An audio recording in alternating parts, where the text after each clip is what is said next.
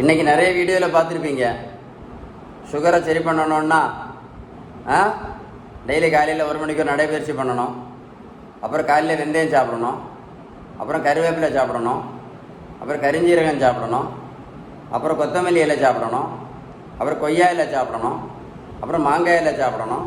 அப்புறம் சிறுதானியங்கள் சாப்பிடணும்.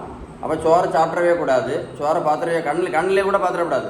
அரிசியை ரைஸை கண்ணில் கூட பாத்திரவே கூடாது. அப்புறம் ஓட்ஸு கஞ்சி சாப்பிடணும். ராகி கஞ்சி சாப்பிடணும். முளைக்கட்டின பயிர் சாப்பிடணும். காக்கா லேகியம் சாப்பிடணும். குருவி லேகியம் சாப்பிடணும். வேறு என்னது, சியா சீடு சாப்பிடணும். பம்கின் சீடு சாப்பிடணும். வேறு ஃப்ளாக்ஸ் சீடு சாப்பிடணும். வேறு என்ன, இவ்வளோ தான் எனக்கு தெரியும். இன்னும் நிறைய இருக்குது. யூடியூப்பில் சொல்லிகிட்டே இருக்கலாம், எல்லாம் சொல்லிகிட்டே இருக்கலாம். இதெல்லாம் செஞ்ச பிறகு இதெல்லாம் நல்லது. அந்த உணவெல்லாம் நல்ல உணவு தான். கருப்பு அரிசி, கருப்பு கவனி அரிசி, கைக்குத்தல் அரிசி, வேறு என்ன, பச்சை அரிசி, அப்புறம் என்ன பழைய சோறு, எல்லாமே நல்லது தான்.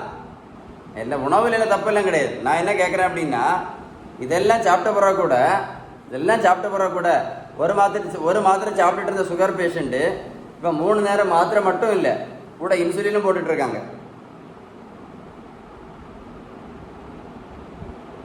சுகர் ஒரு ஆளுக்கு எதனால் வருது தெரியுமா உங்களுக்கே தெரியாது. அதான் பிரச்சனை.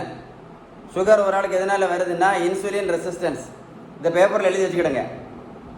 சுகர் ஒரு ஆளுக்கு எதனால் வருதுன்னா இன்சுலின் ரெசிஸ்டன்ஸ்னால வருது. எழுதிட்டீங்களா? இதை சரி பண்ணணும்னா, இந்த இன்சுலின் ரெசிஸ்டன்ஸை சரி பண்ணணும்னா ஒரே ஒரு வழி தான் இருக்குது. விகிதம் சரியான வீட்டு உணவு முறை. நீங்கள் வீட்டில் சாப்பிட்ற உணவில் உள்ள விகிதம் தான் முக்கியம். நல்ல கொழுப்பு சத்து, விட்டமின் சத்து, இனிப்பு சத்து, தாது பொருட்கள் சத்து, புரதம் சத்து, நீங்கள் சாப்பிட்ற உணவுக்கு விகிதம் தான் கரெக்டாக இருக்கணும்.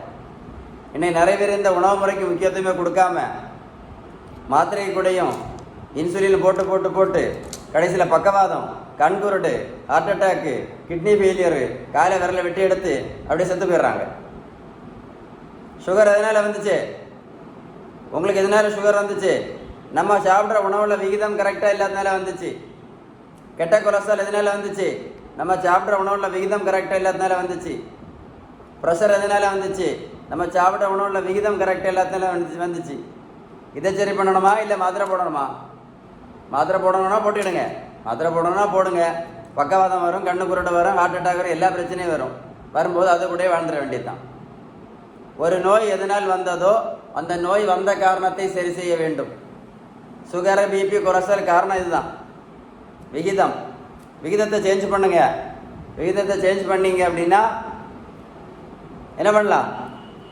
அடுத்த 50 வருஷம் கிட்னி டயாலிசிஸ் பண்ணாமல் உயிரோட இருக்கலாம். இல்லைன்னா கண்ணு குருடு வரும், அதுக்கு கண் ஆஸ்பத்திரி போக வேண்டியதுதான்.